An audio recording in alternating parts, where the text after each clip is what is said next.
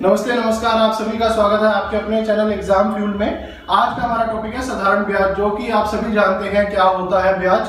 और ब्याज दो तरीके के होते हैं, साधारण ब्याज और चक्रवर्ती ब्याज, यानी कि इंटरेस्ट टू टाइप्स के होते हैं, सिंपल इंटरेस्ट और कंपाउंड इंटरेस्ट। और इनमें डिफरेंस क्या होता है आप इस वीडियो में जानेंगे, और हमारे इसी टॉपिक की जितनी भी वीडियो आएंगी आप उनमें अच्छे से इनको समझ पाएंगे कि कैसे कैसे ब्याज लगते हैं और कितना कितना आपको पैसा प्राप्त होता है इन चीजों से। आपको देखनी चाहिए वीडियो, जो एग्जाम दे रहे हैं वो भी और जो नहीं दे रहे वो भी, क्योंकि आपको बहुत ही आपकी कॉमन लाइफ से जुड़ा हुआ है। तो इसमें क्या होता है, इंटरेस्ट क्या होता है। इंटरेस्ट होता है जैसे कि आपने कोई राशि किसी को कितने % की दर से दी है और कितने टाइम में, कितने टाइम के लिए दी है, वो जो राशि आपको प्राप्त होती है वो आपको ब्याज प्राप्त होता है। उसका जो एक्स्ट्रा मनी प्राप्त होती है वो दर के हिसाब से वो ब्याज होता है।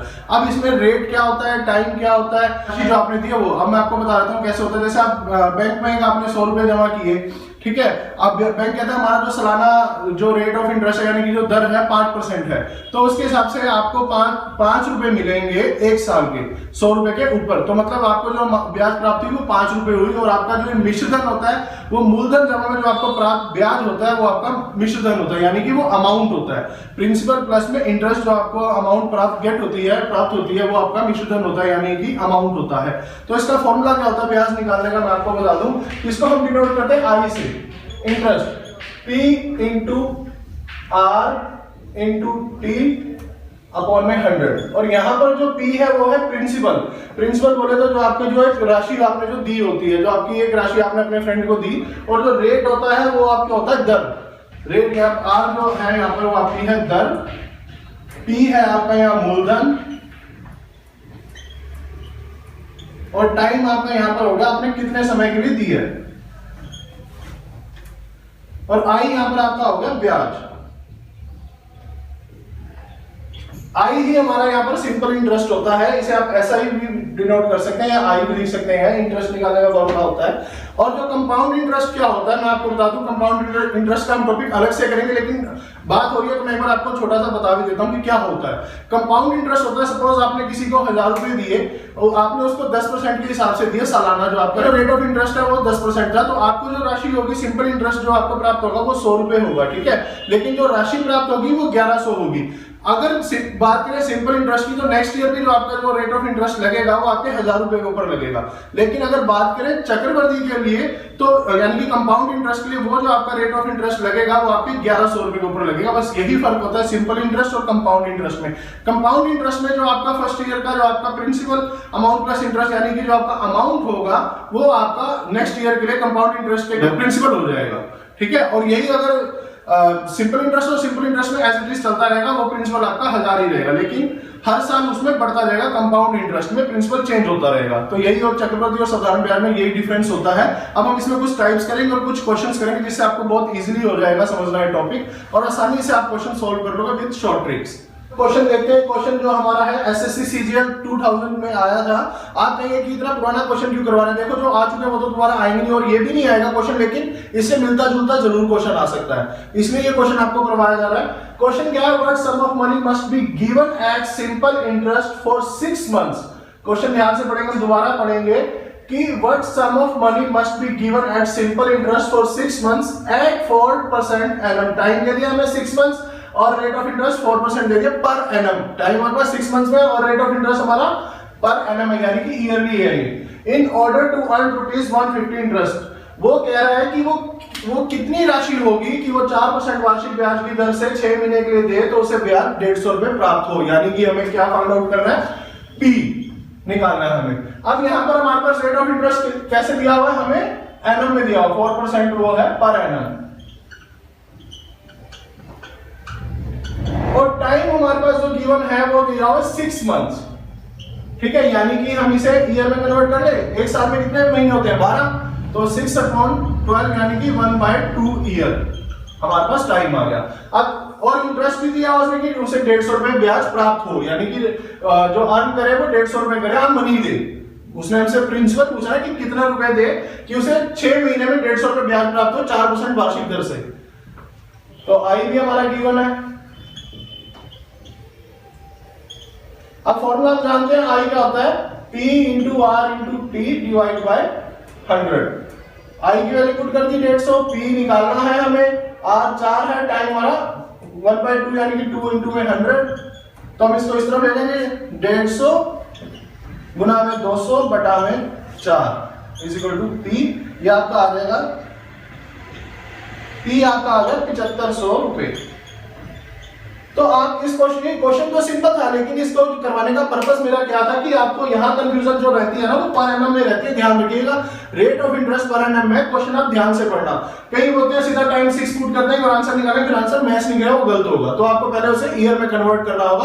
आप कोई भी टॉपिक करें, आपकी हमेशा जैसे स्पीड ऑफ टाइम हमने किया था तो यूनिट्स उसमें सेम होनी चाहिए, ये ध्यान रखना, आपका क्वेश्चन गलत बिल्कुल नहीं होगा। हाँ जी, जो हमारी नेक्स्ट टाइप है वो देखिए, जो नेक्स्ट ट्रिक जो हमारे काम आने वाली है क्वेश्चंस में वो है, यदि कोई राशि 8% वार्षिक साधारण ब्याज की दर से t समय में n गुनी हो जाती है तो i निकालो। ठीक है, वो कह रहा है कोई भी अमाउंट अगर 8% रेट ऑफ इंटरेस्ट के हिसाब से t टाइम में n इंटू हो जाती है, यानी कि n गुना हो जाती है, तो वो इंटरेस्ट निकालना होगा। उसका क्या फॉर्मूला है मैं बताता हूँ, फॉर्मूला पूरा एक्सप्लेन करते हैं। यहाँ पर लेट करते हैं प्रिंसिपल जो हमारा p है और टाइम हमें दिया हुआ t, रेट दिया हुआ r और n गुनी हो जाती है, यानी कि हमारे पास मिश्रधन दे दिया, यानी कि मिश्रधन क्या होता है अमाउंट, वो a से डिनोट करते हैं mp हो जाती है।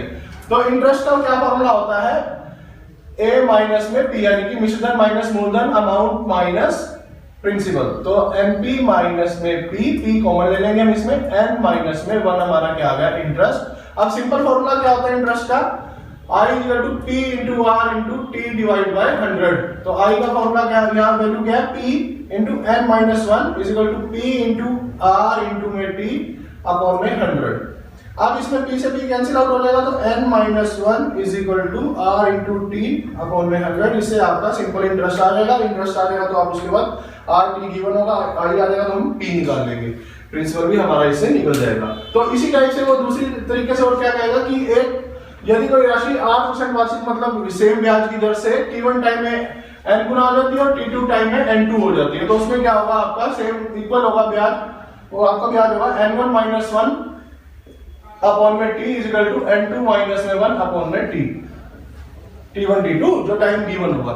ये दूसरी ट्रिक हो जाएगी आपकी, अगर दो केस हो जाए, कितनी अलग अलग टाइम में अलग अलग इतनी राशि होती है लेकिन उनका रेट ऑफ इंटरेस्ट क्या है सेम है, तो उसमें आपको ये फॉर्मूला यूज करना है। रेट ऑफ मतलब कि इंटरेस्ट निकालना हो या फिर उसमें आपको प्रिंसिपल निकालना हो, इंटरेस्ट निकाल के फिर आप वैल्यू पुट करके आप प्रिंसिपल निकाल लेंगे। जो भी मैंने आपको ट्रिक कराया उसके ऊपर ये क्वेश्चन है, बहुत ध्यान से देखिएगा, आपको ट्रिक क्लियर हो जाएगा और बहुत इजीली हो जाएगा। देखने में तो क्वेश्चन बहुत डिफिकल्ट लगते हैं, लेकिन अगर जिसको फॉर्मूला याद हो या ट्रिक जिसने अच्छे से देखा हो समझा हो, वो एकदम तुरंत कर देगा कुछ ही सेकंड्स में। क्वेश्चन क्या कह रहा है, a sum of money becomes 7/6 of itself in 3 years at certain rate of simple interest.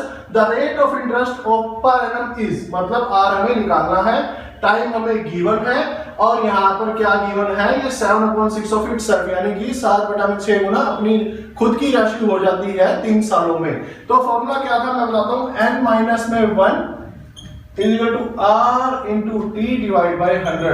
n यहाँ पर क्या है 7/6 माइनस में 1 और r हमारे को निकालना है और टाइम दे दिया 3 साल अपॉन में 100।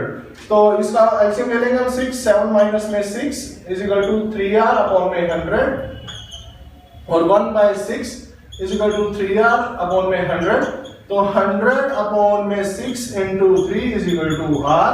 इसको सॉल्व करेंगे हम, 2 3 6 और ये 50, तो r is equal to 50 upon 9 that is 5 something आ जाएगी, या फिर 5 सही 5/9 आ जाएगा आपका रेट ऑफ इंटरेस्ट। ठीक है, तो आगे हम कुछ क्वेश्चन और करवाएंगे जिससे आपको और अच्छे से समझ आएगा सिंपल इंटरेस्ट। आगे हम ये क्या करें, क्वेश्चन आप ध्यान से पढ़िएगा।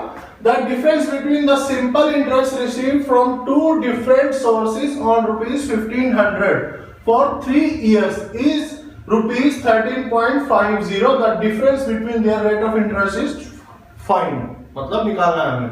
क्वेश्चन को हिंदी में बताता हूं मैं कि वो कह रहा है जो साधारण ब्याज जो अलग अलग स्रोतों से, 2 स्रोतों से प्राप्त हुआ है, एक रेट जो उनका जो रेट है उनके डिफरेंस से वो 13 रुपए 50 पैसे हुआ है 3 साल में और राशि क्या दी है 1500 रुपए के ऊपर। समझ में आया क्वेश्चन आपको? तो इसमें हमें क्या निकालना है, R1 माइनस में R2 ये निकालना है। अब R1 R2 कैसे निकालेंगे, देखो इन सब में ब्याज उसने दे दिया हमें 13 रुपए 50 पैसे, इन दोनों का डिफरेंस 3 सालों का। तो हम इसमें आप जानते हैं हम कैसे में फॉर्मूला क्या होता है ब्याज का, P इंटू आर इंटू में T डिवाइड बाई 100।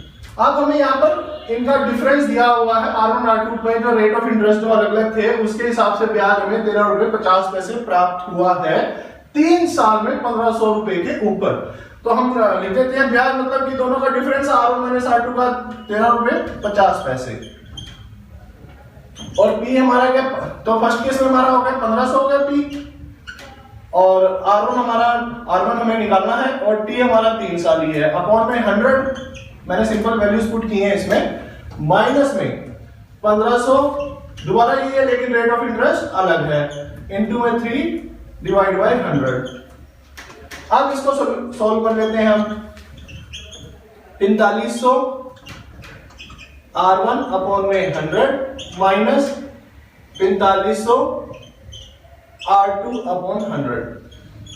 एलसीएम लेंगे 100 यहां आ जाएगा, मल्टीप्लाई में तो ये आपका हो जाएगा 13.50 into 100 इज इक्वल टू, इनमें से हम 4500 कॉमन ले लेते हैं, R1 माइनस में R2 आ गया।